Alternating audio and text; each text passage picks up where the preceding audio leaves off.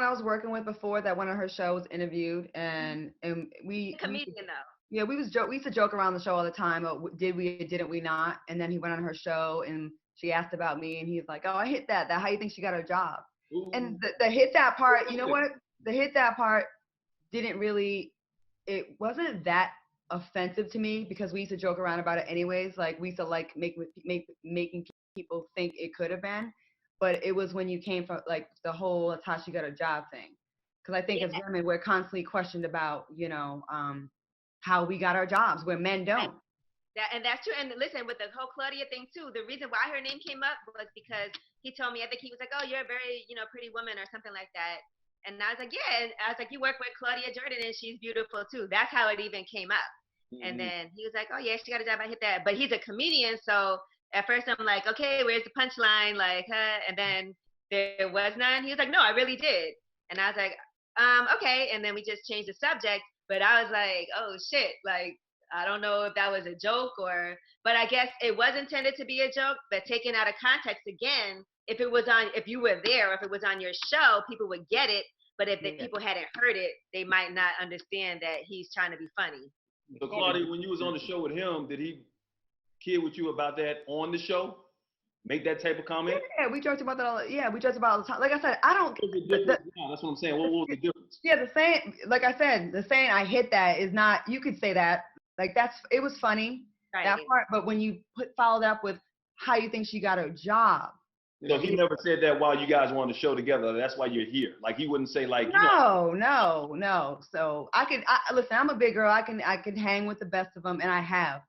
But like that part, like I think for a long time put a stain on me as far as like, and that's why I really related with Angela and the whole Gucci thing because it's like even if she did ever holler at you, or even if there was a conversation, that's not even the fucking point. When you do that to women, we get devalued by that kind of shit. Y'all don't. And that's what's frustrating. And I'm gonna tell you right there, like right now, when a woman's on a show with men, like part of a crew with guys, it's like a assumed thing that y'all have our back. Like we're family. Like we can talk shit to each other, but we ain't gonna let nobody else. do I got your back? I feel like you do. Well, you know I So got your back. so I feel like that's something. I went to the jailhouse with you. I feel like that's something that it's like we speak up about it. We're like, oh, she's whining, but it's just like if it was all things were equal and we were treated the same, it's one thing, but we're still not. Like in radio, and Angela and I have had a lot of conversations about this. And when you don't, they get rid of you sometimes. A lot of times you're there to be a support system for the male host a lot of times, and that's a lot of times a woman with a strong voice is intimidating to men, and they shut you up, right? Yeah, let me And say that's something. definitely true. I remember when I first started on the Breakfast Club, somebody told me like, "Okay, Angela, you can't make jokes like that because you're representing for all black women, and so you have to be really this and you have to be really that." And I was like, "Well, they say crazy things. That's fine That's because them. they're men, so that's okay. But you, as a person, have to be this, and that." And I'm like, "But I do want to make jokes, and I want to have a good time, and I want to." That's why I had to bring lip service back because I was like, I need a space, to be able to do that. But it is definitely true. And let me tell you something. When that whole thing happened, so many women in radio in particular hit me up, and I mean every genre, not even just like because I know a lot of us, a lot of black women, Hispanic women, but there was a lot of white women who work in radio too that hit me up like, "Oh my God, you don't know what I go through like at work." And so that to me was a really bonding experience that people behind the scenes, a lot of women who would never be vocal because you can't really be vocal about things, right? And you know, they're going through so much just having to, and I think men need to also take heed to that and understand that it can be difficult for women. It's not just like, "Oh, I need you to protect me, I need you to do this," but like we do deal with a lot more different issues than guys have to deal with in radio, and it's still like that. And it's, I remember walking out the studio one time in like over 20 years. And so I was talking to him about where we could stay. I walk back in the room and I hear them talking to me. "Oh yeah, she trying to fuck. And I'm like, damn, y'all work with me. Like, how Right. are y'all talking? You know what I'm saying? But they acted like it's not a big deal. And then, "Oh, don't be so sensitive." And it's like, dude, like I don't even ever do nothing like that. Let, So let me say this. far as you handle yourself very well.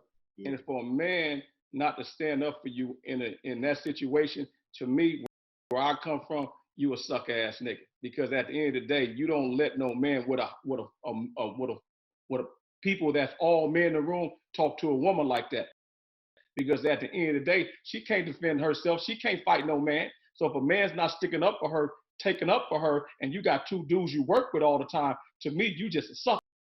You know what I mean? Because you don't supposed to talk to no woman like that, with a period. You know what I'm saying? So I think you handle yourself very well, beautiful. You know what I'm saying? That's real talk. I appreciate that. And I try, like I said, no matter what, even if you do me dirty, I still don't never stoop to that level. And I'm never going to do that.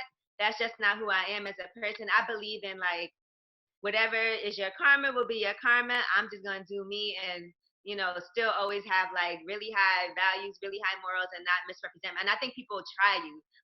Like, they want you to get out of character. They want you to do something. So they can be, oh, my God. But I'm never, ever doing that, because you can't give people the power to ever make you do that. You've always been the same person as long as I've been knowing. And Carrie, Donnie's coming a little bit further when it comes to guys like that. When they do it to somebody like Angela Yee or somebody like Claudia Jordan, they're not just suck-ass niggas.